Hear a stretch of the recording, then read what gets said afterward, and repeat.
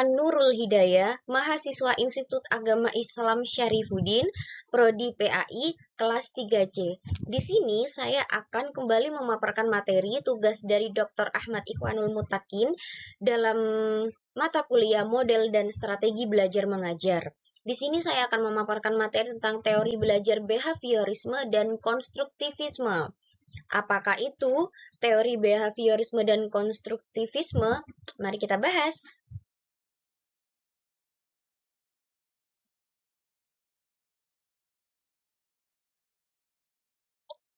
Yang pertama, teori belajar behaviorisme. Apa sih teori belajar behaviorisme? Teori behaviorisme. Behaviorisme adalah teori perkembangan perilaku yang dapat diukur, diamati, dan dihasilkan oleh respon pelajar terhadap rangsangan. Tanggapan terhadap rangsangan dapat diperkuat dengan umpan balik positif atau negatif terhadap perilaku kondisi yang diinginkan. Ada ahli yang menyebutkan bahwa teori belajar behavioristik adalah perubahan perilaku yang dapat diamati, diukur, dan dinilai secara konkret. Premis dasar teori belajar behavioristik menyatakan bahwa interaksi antara stimulus respon dan penguatan terjadi dalam suatu proses belajar. Teori belajar behavioristik sangat menekankan pada hasil belajar, yaitu perubahan tingkah laku yang dapat dilihat. Hasil belajar diperoleh dari proses penguatan atas respon yang muncul terhadap stimulus yang bervariasi. Lanjut. Kita akan membahas tentang teori-teori yang termasuk behaviorisme. Yang pertama, di sini ada 3 tokoh ya. Kira-kira siapa aja ya tokoh-tokohnya? Yang pertama, Edward Lee Thorndike. Ini aliran koneksionisme. Di sini koneksionisme identik dengan kata koneksi ya. Dijelaskan, belajar adalah pembentukan hubungan stimulus respon sebanyak-banyaknya. Berarti sesuai dengan teorinya ya, yaitu koneksi. Jadi belajar menurut Edward Lee itu adalah pembentukan hubungan stimulus respon sebanyak-banyaknya. Berarti banyak koneksi, berarti belajarnya itu termasuk pembentukan belajar ya. Lanjut, yang kedua, tokoh siapa ini? John Watson. Teori pembiasaan klasik. Apa ya itu? Belajar merupakan proses interaksi antara stimulus dan respon, namun keduanya harus dapat diamati dan diukur. Oh, jadi punyanya John Watson ini lebih jelas lagi ya, melalui stimulus dan respon, namun keduanya harus dapat diamati dan diukur. Selanjutnya lagi, siapa ya ini yang ketiga? Barhus-Fredriks. Di sini teorinya adalah teori pembiasaan perilaku respon. Apakah itu perilaku respon? Pendidikan adalah apa yang tersisa ketika apa yang telah dipelajari telah dilupakan. Waduh, dalam banget ya maknanya di sini. Baik, lanjut.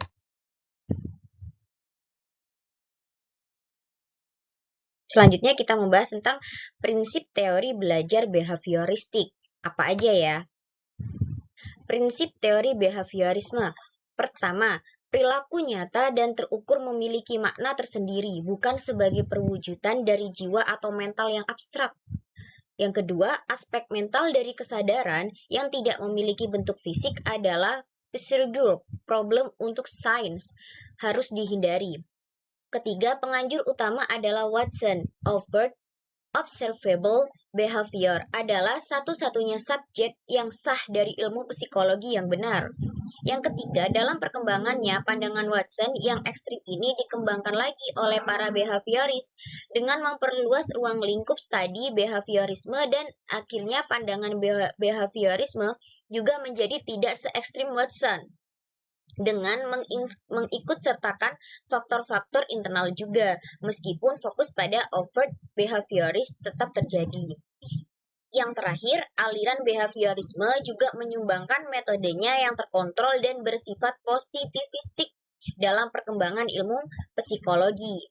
Jadi teori prinsip behaviorisme ini lebih ngena ke psikologi anak ya ketika belajar. Lanjut. Prosedur, apa sih prosedur teori behaviorisme? Yang pertama, menentukan tujuan-tujuan pembelajaran. Yang kedua, menganalisis lingkungan kelas yang ada saat ini, termasuk mengidentifikasi pengetahuan awal siswa. Karena behavioristik ini termasuk teori yang dia itu lebih kepada psikologis anak, jadi mengidentifikasi pengetahuan awal siswa itu sangat dibutuhkan sebagai pengalaman awal, sebagai pengetahuan awal, dan persiapan bagaimana nanti kita akan memberikan pengajaran yang pas bagi siswa. Yang ketiga, menentukan materi pembelajaran. Dan yang keempat, memecah materi pembelajaran menjadi bagian kecil-kecil meliputi pokok bahasan, subpokok bahasan, topik, dan sebagainya. Selanjutnya, menyajikan materi pembelajaran dan memberikan stimulus dapat berupa pertanyaan baik lisan maupun tertulis, tes atau kuis, latihan atau tugas-tugas. Di sini prosedurnya ini sangat urut ya teman-teman, ketika sudah menentukan materi lalu memberikan stimulus yaitu ujian kepada siswa. Kira-kira ini udah sampai mana pemahamannya gitu. Selanjutnya, mengamati dan mengkaji respon yang diberikan siswa. Karena memang ini behaviorisme, ini termasuk yang di psikologis anak banget ya. Jadi memang harus benar-benar mengontrol dan mengamati bagaimana respon siswa tersebut. Karena kembali lagi di pengertian behaviorisme, di mana di behaviorisme itu sangat mementingkan respon siswa gitu. Selanjutnya, memberikan penguatan atau reinforcement, mungkin penguatan positif atau penguatan negatif ataupun hukuman. Penguatan positif di sini yang dimaksud itu seperti motivasi ya teman-teman, ketika anak itu sudah berhasil dalam ujiannya, dalam kuis-kuisnya, nilainya bagus, maka kita patut untuk mensupport seperti itu. Untuk yang penguatan negatif di sini ataupun hukuman itu seperti halnya ketika anak itu nakal gitu kan, kita kan bukan hanya sekedar memperhatikan nilai dan pengetahuan siswa, tapi juga perilaku siswa gitu, karena di sini sangat-sangat mementingkan respon. Selanjutnya, memberikan stimulus baru, memberikan penguatan lanjutan atau hukuman, dan yang terakhir adalah evaluasi belajar. Sangat penting melakukan evaluasi karena apa? Di situ kita dapat mengkaji ulang apa yang perlu dibuat, apa strategi apa yang perlu disusun untuk selanjutnya. Nah, di sini ada kelebihan dan kekurangan teori behaviorisme. Yang pertama, apa sih kelebihan teori behaviorisme ini? Kelebihannya adalah peserta didik harus dibiasakan agar selalu berlatih dan praktek yang di dalamnya memuat unsur kecepatan, spontanitas. Selain itu, adanya kelenturan, refleks, dan adanya daya tahan. Yang kedua, mampu memberi dorongan terhadap peserta didik agar dapat berpikir secara linier dan konvergen. Dan yang ketiga, memudahkan peserta didik dalam mencapai suatu target tertentu yang didapat dari pembelajaran. Selanjutnya, setelah kelebihan, apa sih kekurangannya? Tidak ada yang sempurna ya teman-teman di sini. Kekurangan pertama, memberi batasan kreativitas, produktivitas, dan imajinasi yang seharusnya bisa menjadi hak peserta didik. Yang kedua, proses pembelajaran hanya berpusat pada guru, sehingga peserta didik dalam hal ini menjadi terkesan pasif.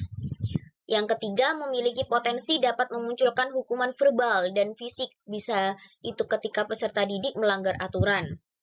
Dan yang terakhir, munculnya kesulitan karena dalam menjelaskan kondisi belajar kompleks tentu tidak mudah dan juga hanya mengacu pada stimulus dan respon. Nah, apapun itu kelebihan teori behaviorisme dan kekurangan dari behaviorisme di sini, kita bisa memilah dan kita bisa mempertimbangkan mana yang cocok untuk anak-anak pada saat ini gitu. Nah, selanjutnya contoh teori behaviorisme. Teori belajar behavioristik ini termasuk teori belajar yang banyak digunakan di Indonesia. Hal itu bisa dilihat dari beberapa contoh berikut, yaitu yang contoh pertama, guru menyusun materi atau bahan ajar secara lengkap mulai materi sederhana sampai kompleks. Selama mengajar, guru lebih banyak memberikan contoh berupa instruksi. Yang kedua, jika guru menjumpai adanya kesalahan baik pada materi maupun pada peserta didik, maka akan segera diperbaiki. Guru lebih aktif memberikan latihan agar terbentuk kebiasaan yang diinginkan.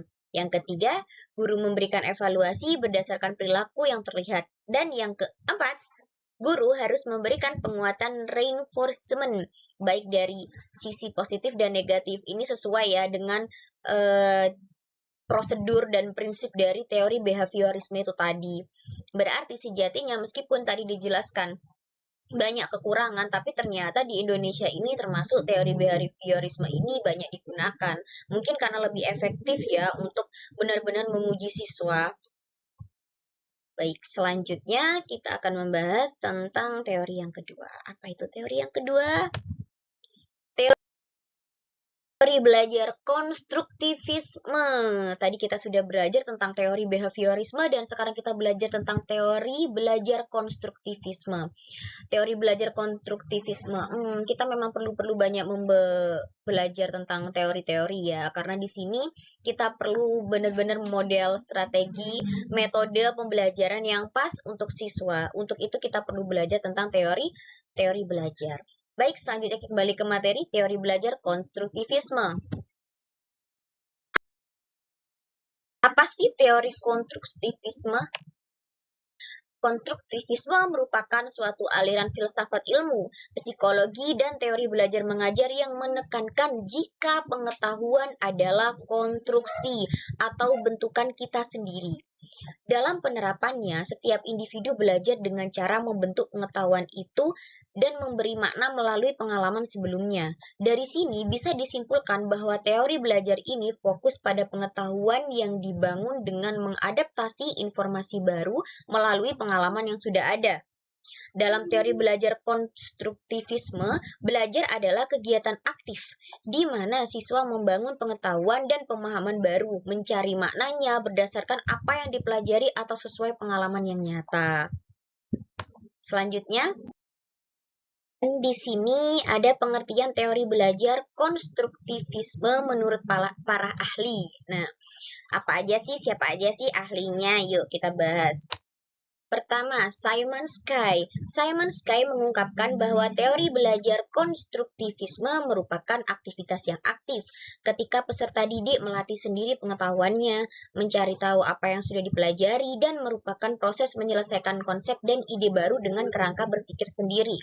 Yang kedua, Carly dan Margareta. Berdasarkan pernyataan Carly dan Margareta, teori belajar konstruktivisme adalah proses belajar yang diawali dengan adanya konflik kognitif, sehingga akhirnya pengetahuan dibangun sendiri oleh peserta didik lewat pengalaman dan interaksi dengan lingkungan sekitarnya.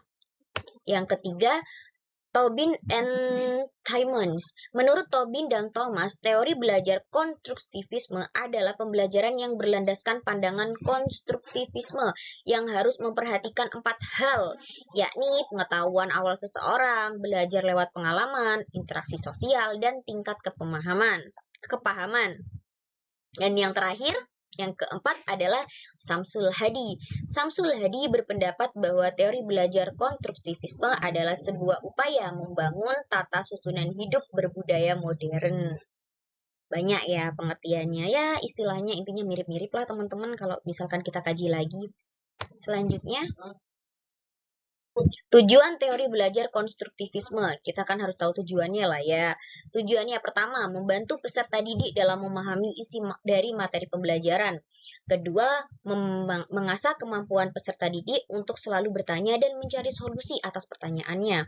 Dan yang ketiga, meningkatkan pemahaman peserta didik terhadap suatu konsep secara komprehensif.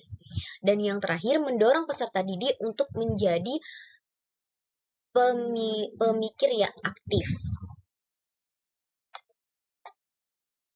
Oke, di sini setelah kita mempelajari apa aja tujuan dari teori belajar konstruktivisme, sekarang kita mengenali kelebihan dan kekurangannya. Seperti halnya pada teori behaviorisme sebelumnya, kita perlu tahu kelebihan dan kekurangannya sebagai evaluasi kita, sebagai pertimbangan kita untuk mengajar siswa nanti di mana teori yang pas, atau bisa jadi kedua teori ini digabungkan.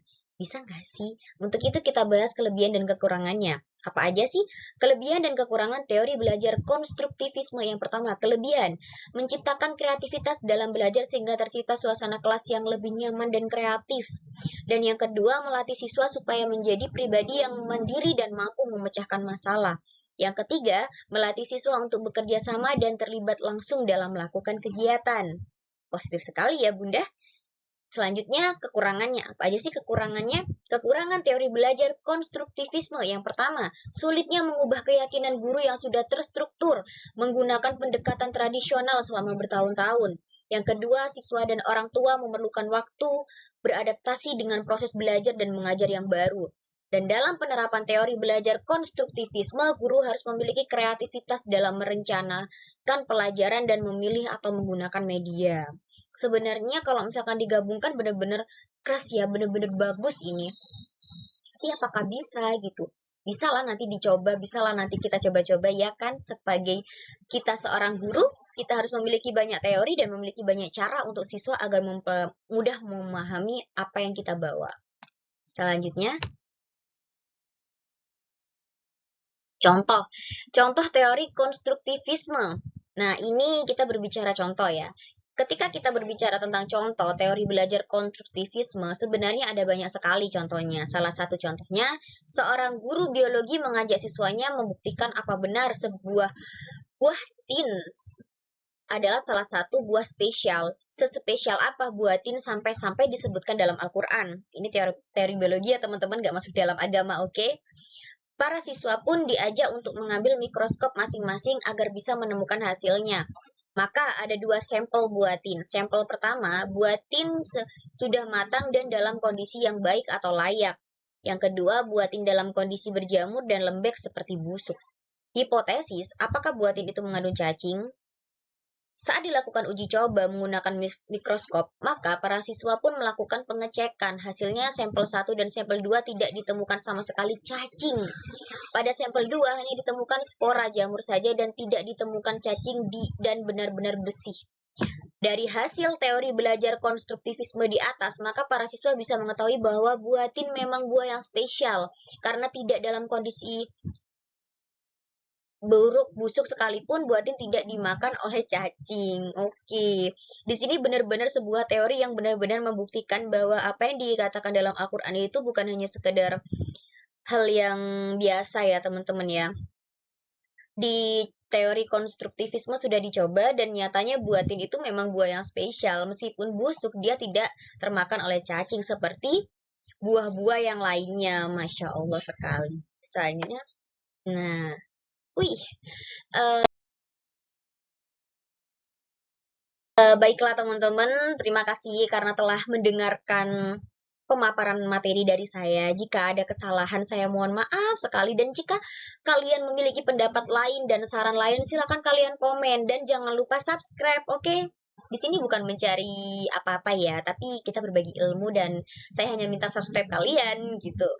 Silahkan komentar ketika kalian memiliki pendapat lain karena kita di sini tujuannya berdiskusi dan lebih banyak pemikir, lebih banyak saran. Saya rasa lebih banyak lagi ilmu yang akan saya dapat. Terima kasih. Sekian dari saya Nurul Hidayah. Wallahul muwaffiq ila aqwamit thoriq. Wassalamualaikum warahmatullahi wabarakatuh.